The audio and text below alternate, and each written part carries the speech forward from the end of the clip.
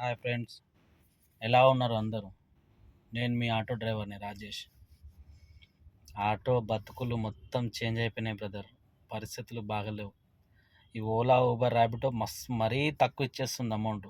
అసలు ఎంత దారుణం అయిపోయిందంటే ముందట్లేక సిచ్యువేషన్ లేనే లేదు బ్రదర్. మొత్తం లైఫ్ స్టైలే మారిపోయింది జనాలది. అర్థమైందా?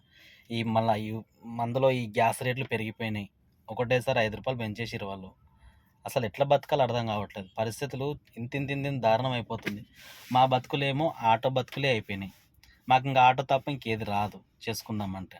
చలో బాయ్, ఏదన్నా చేసి ఎట్లన్నా కింద మీద పడి తనలాడదామంటే ఆ ఫైనాన్స్ పైసలు కట్టాల. బండి ఫైనాన్సు నెలకు వచ్చేసి 10,000 12,000 ఈఎంఐ ఉంటుంది.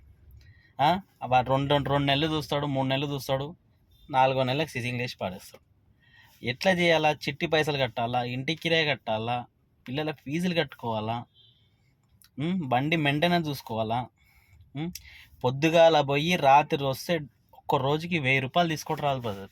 ఇప్పట్లో ₹1000 తీసుకొని రావట్లేదు ఇప్పట్లో. ఏం మైండ్ పనిచేస్తలేదు. ఏం జీవితం అయిపోయింది బ్రదర్ ఇప్పట్లో. పరిస్థితులు బాగాలేవు బ్రదర్. కొంచెం జాగ్రత్తగా ఉండండి.